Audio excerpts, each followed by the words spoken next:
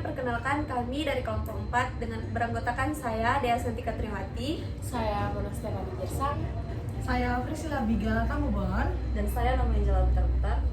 Di sini kami akan membahas mengenai film Bolehkah Sekali Saja Aku Menangis. Enjoy for watching. Oke teman-teman, pada video kali ini kami akan mengulas mengenai film Bolehkah Sekali Saja Aku Menangis. Nah, pada film ini menceritakan tentang seorang anak yang memiliki keluarga yang dibilang broken home. Dia tidak broken home, tetapi dia selalu mendengarkan ayah dan ibunya itu berantem. Nah, setiap keluarga pasti memiliki masalah masing-masing. Nah, sebelumnya pengen tahu nih, apa sih masalah yang ada di keluarga dari teman-teman kelompok masing-masing ini gitu. Jadi, untuk pertama ingin tahu nih, apa masalah yang ada di keluarga Mona, boleh diceritakan nggak sih? Baik, kalau dibilang masalah nih ya, kalau di film Bolehkah Sekali Saja Aku Menangis kan di situ identiknya masalahnya mengenai kayak seperti ayah dan ibunya, orang tuanya selalu bertengkar yang didengar oleh anaknya sendiri. Nah, sementara di keluarga saya ini saya sudah 5 tahun menjadi berubah status menjadi anak yatim. Nah, saya otomatis di rumah itu tidak mendengar keributan seperti itu deh ya. Jadi yang lebih dominannya masalah yang saya hadapi di rumah itu, saya melihat ibu saya seorang diri sebagai single parents berjuang banting tulang untuk memperjuangkan kami anak-anaknya. Kami anaknya ada 3 nih. Disitulah, nah saya sebagai anak pertama melihat perjuangan ibu saya seperti itu, saya pasti tidak mungkin, mustahil seorang anak pertama melihat ibunya sebagai single parents, dia akan tidak kasihan seperti itu. Jadi otomatis punya pikiran tersendiri seperti gimana ya mengubah status kehidupan ini supaya lebih baik ke depannya. Gimana ya bisa menyenangkan tinggal satu-satunya orang tua ini di kedepannya. Jika saya tidak berhasil, jika saya gagal nantinya, otomatis perjuangan ibu saya ke saya itu sudah gagal, dan jadi perjuangan ke adik saya itu bakal kayak terhalang seperti itu. Nah, sebaliknya jika saya berhasil, saya bisa membanggakan orang tua saya, kemudian saya bisa membalas perjuangannya tersebut, otomatis saya juga bisa membantu mama saya yang single parents itu untuk memperjuangkan adik saya yang 2 lagi, seperti itu. Oh, sangat-sangat epic ceritanya ya. Selanjutnya pengen tahu sih apa yang ada masalah yang ada di keluarga Nani sendiri. Kalau untuk saya sih nggak jauh berbeda ya sama Mona, karena setiap keluarga kan pasti punya masalahnya masing-masing, masalahnya tersendiri. Nah, kalau saya ini kan jadi yatim itu masih baru ya, baru tahun 2000. Kebetulan Nani yatim juga. Iya, kebetulan saya juga yatim dan itu masih baru 2024 kemarin. Jadi pastinya ini masih masa-masa kayak masih masa-masa mencocok mandiri lah. Karena kan yang sebelumnya kan keluarga itu masih lengkap. Saya punya 2 orang tua yang mana keduanya ini bekerja untuk mencukupi yang kebutuhan lah. Kan sekarang cuman mama lah yang jadi single parent, ibaratnya tulang punggung keluarga. Jadi pastinya laki-laki ini sih masalah yang paling sering terjadi itu ya terkait ekonomi lah. Terus karena saya juga anak pertama, sama seperti yang dibilang Mona, kalau rasanya tuh ngelihat perjuangan seorang ibu, apalagi ketika sudah menjadi single parent, harus membiayai saya dan adik-adik saya, itu rasanya kayak berat sekali. Saya juga jadi termotivasi pengen cepat-cepat lulus, supaya gimana nanti ke depannya ya bisa dapat kerja, bisa bantu mama, bisa bantu keluarga, adik-adik, gitu sih yang saya rasakan. Berarti teman-teman dari kedua teman kita ini adalah anak yatim. Untuk kakak? Oke, kalau saya sendiri tidak jauh beda juga dari teman-teman dari Mona, dari Nomi juga. Ternyata kami bertiga ini sama-sama punya anak yatim yang tidak memiliki sosok ayah. Cuman bedanya saya itu memiliki sosok ayah yang kedua. Jadi dari cerita Nomi dan juga Mona memiliki kesedihannya masing-masing, memiliki keterpurukannya masing-masing, dan juga membahas dari peran ibu dan single parent. Kemarin ibu saya juga pernah jadi single parent. Nah, saya juga merasakan itu perjuangan ibu saya dalam mencari mencari nafkah untuk aku lah kan, untuk aku. Dan kebetulan aku sendiri kemarin masih kecil dan masih pasti butuh sosok ibu.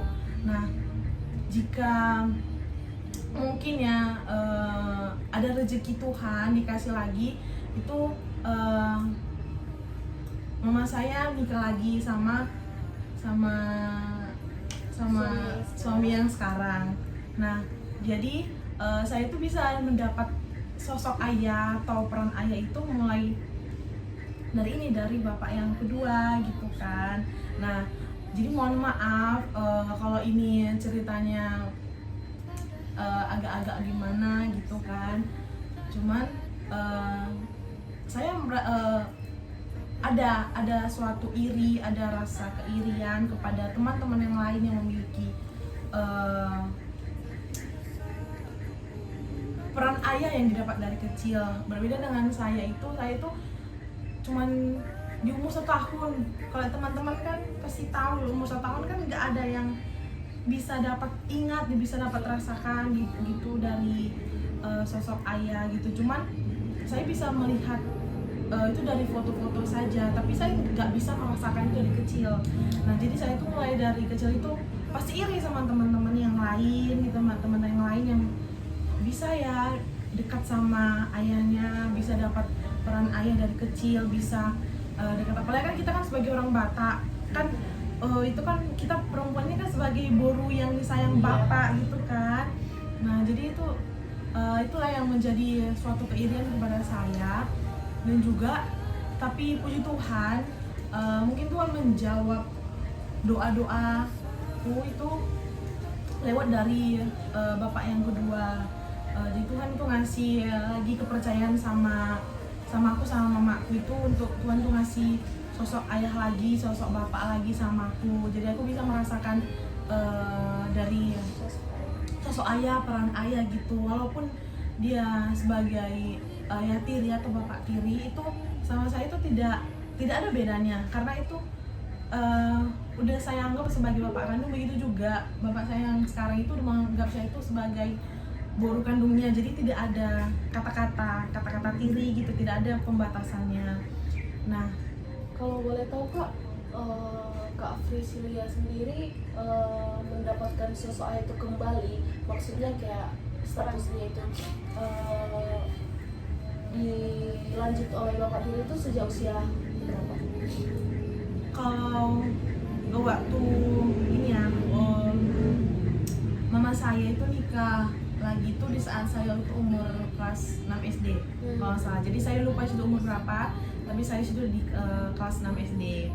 Nah, itu kan wajar dong, kalau pertama-tama kan kita pasti kayak agak-agak canggung gitu, agak-agak canggung. Jadi kurang apa gitu. Jadi kemarin itu yang bisa saya rasakan itu sejak kelas, kalau nggak salah di SMP deh, di SMP gitu. Karena itu kan pasti udah mengikuti alurnya, sudah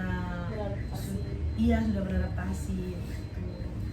Nah, teman-teman, ternyata nih fun fact-nya, masalah keluarga teman-teman semua ternyata nggak beda dari saya, nggak jauh beda dari saya.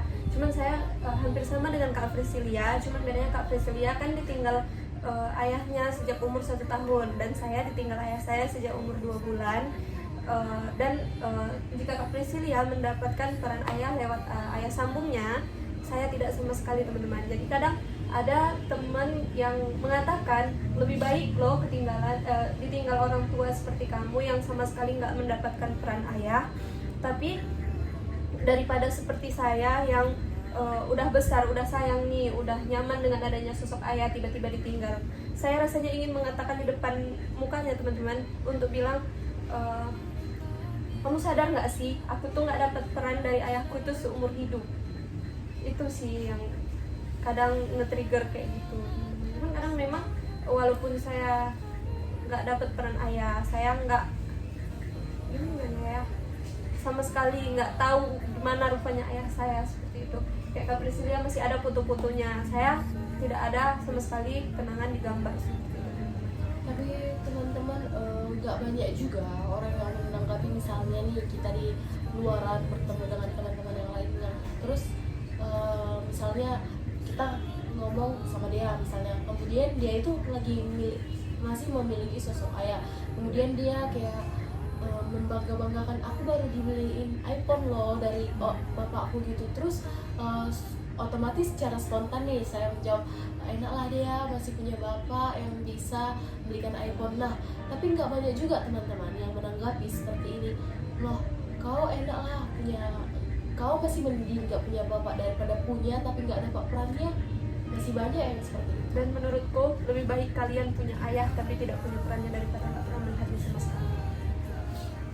Itu sih teman-teman. Jika kalau misalkan teman-teman ada yang bilang dari teman-teman sendiri ini, mungkin ada yang bilang lebih baik kayak kau lah nggak ada ayah daripada punya ayah nggak dapet perannya. Setidaknya kalian masih bisa merubah nggak dapet peran ayah itu untuk kalian bisa mendekatkan diri sama ayah kalian, daripada yang nggak bisa ketemu. Kalian mau nyari dimanapun itu nggak akan jumpa itu di mana ayah kalian itu, karena ayahnya memang udah nggak ada lagi di dunia ini. Jadi nih aku ada mau nanya nih sedikit pada Nomi. Nomi ini kan statusnya masih baru seperti itu. Jadi kalau Nomi sendiri, aku pengen tahu gimana sih yang Nomi rasakan di masa perbedaannya waktu misalnya masih ada bapak nih.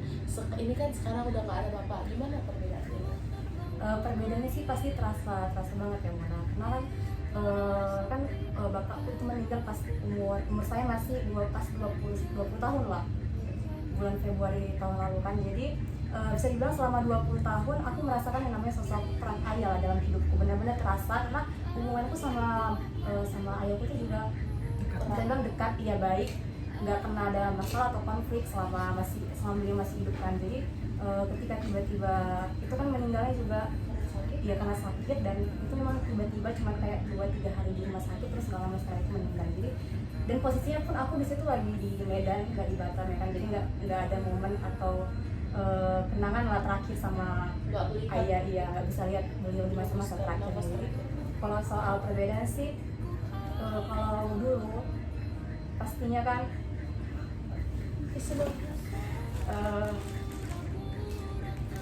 Boleh kok, nggak ada larangan menangis.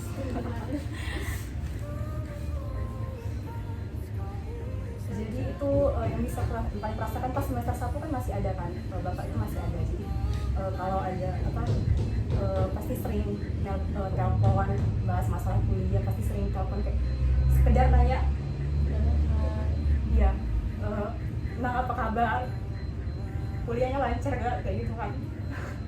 Apalagi kan jauh ke Batam ke Iya. Medan, otomatis rasa. Jadi itu yang paling dirindukan lah masa-masa saat ini. Karena sekarang aku kalau aku kangen nggak bisa nelpon lagi.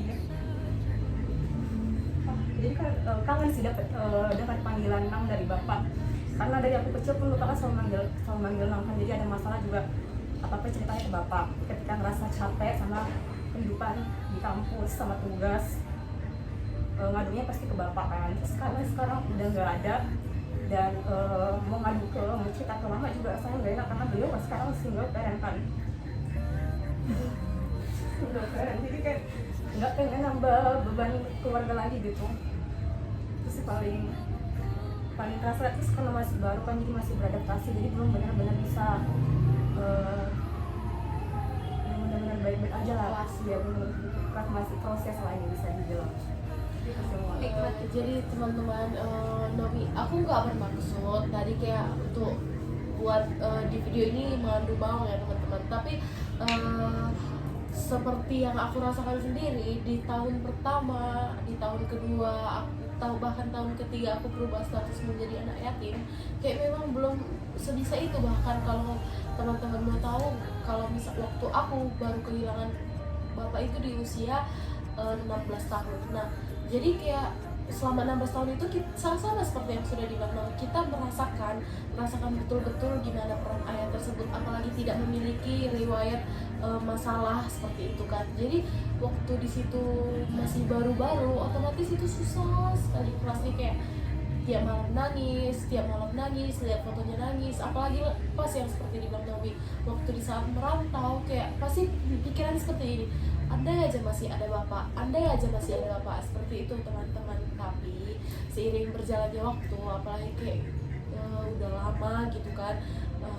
Kita bisa pelan-pelan ikhlas, akan tetapi pasti ada satu titik yang kita kenapa sih bapak cepat kali meninggalkan, seperti itu. Aku nanya kepada Nomi seperti itu tadi karena aku tahu statusnya Nomi itu masih baru, otomatis masih kayak rasanya itu masih lekat seperti itu.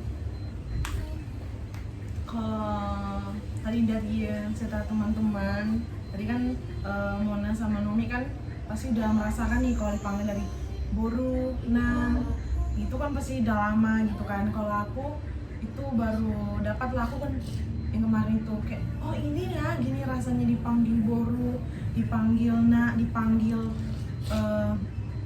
boru kesayangan gitu, dipanggil pokoknya kayak dipanggil itu kayak beda gitu. Kalau misalnya kan mama kan kayak panggil nak itu kan pasti iya beda pokoknya Vibes-nya beda. ternyata yang kami rasain itu sama semua teman-teman. Kayak kami itu di Batak itu bahasanya borunya itu haba palon teman-teman. Intinya kalau dipanggil nang dengan boru itu di apalagi bapak sendiri itu rasanya kayak senang kali, dekat kali gitu, pokoknya kayak plok kali lah di hati gitu. Cuman itu kalau kami ini berarti berjajaran dengan anak-anak yetim ya, cuman beda di waktu aja, tapi kalau kisahnya sama aja. Mirip ya, lebih ke mirip, tapi Iya. 90% sama. Karena kan kalau misalnya ada orang kayak misalnya dia sekarang udah yatim, akan tetapi dia waktu semasa hidupnya dia memiliki riwayat yang bermasalah sama ayahnya, misalnya selalu berantem, bertengkar dengan masalah apapun itu dipertengkarkan. Jadi kayak pasti ada di hatinya seperti ini, kayak mending aku nggak punya bapak daripada punya bapak tapi selalu keras seperti ini. Mungkin ya teman-teman kita nggak tahu, tapi kalau di yang kami rasakan seperti ini, keempat kami ini sama teman-teman, nasibnya kayak semasa hidupnya merasakan yang baiknya seperti itu. Jadi betul-betul di situ waktu kehilangan, di situ betul-betul rasanya kayak nggak ikhlas gitu teman. Dan teman-teman, untuk podcast kali ini kami bukan menjual cerita sedih, tapi kami hanya menceritakan masalah apa yang ada di keluarga kami. Dan kadang kami sebagai anak yatim ini kayak panggilnya yatim gitu atau gimana gitu, itu bukan bangga ya teman-teman, lebih kayak ya udah terima aja gitu, lebih kayak dibawa ya udah enjoy aja gitu teman-teman. Tapi nggak apa-apa, anak yatim kan kuat. Ya, harus kuat dong.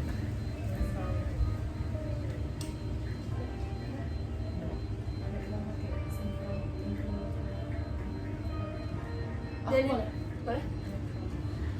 Jadi teman-teman, di cerita yang telah kami paparkan di kehidupan kami masing-masing ini, kami bukan berarti kami itu mengeluh, bukan berarti kami itu merasa kayak terpuruk karena status kami itu anak yatim. Akan tetapi kami sendiri di situ bersyukur, walaupun kami anak yatim, kami masih bisa melanjutkan menjalani kehidupan kami ini. Bahkan kami sampai di perkuliahan, di bangku perkuliahan ini kami masih semangat untuk berjuang, untuk memperjuangkan kehidupan kami di kedepannya tanpa sosok seorang ayah. Jadi bagi teman-teman yang lain, bagi teman-teman seusia kami yang masih disanding, didampingi oleh ayahnya, marilah kita lebih berjuang lagi, kita lebih semangat lagi untuk menjalani kehidupannya. Jangan sedikit-sedikit menyerah, karena masih banyak di luar sana yang statusnya lebih terpuruk, akan tetapi dia semangat untuk memperjuangkan status kehidupannya sendiri. Nah, untuk tambahan teman-teman, kaitannya cerita kami ini dengan film Bolehkah Sekali Saja Ku Menangis adalah sama-sama mengulas tentang masalah yang ada di keluarga, cuman berbeda konteks gitu. Jadi untuk teman-teman yang masih mempunyai ayah dan orang tuanya masih lengkap, tolong jangan sampai terlambat menghargai. Baiklah. Karena kehilangan itu sangat-sangat nggak enak. Sakit sih. Apalagi kehilangan orang-orang yang Tidak akan betul-betul bisa kita kembali. sayangi. Jadi selagi orang tua kita masih lengkap, masih ada, cobalah kita bangun hubungan yang baik teman-teman. Karena ketika kita kehilangan salah satu sosok, peran itu bakal peran orang tua yang sebelumnya ada itu bakal sangat terasa teman-teman. Itu sangat menguji mental kita. Sayangi selalu, sayangi pas lagi ada dan hargai pas lagi ada. Karena penyesalan itu datangnya di akhir, kalau di awal namanya pendaftaran, teman-teman. Sekian cerita kami di podcast kali ini. Thank you for watching.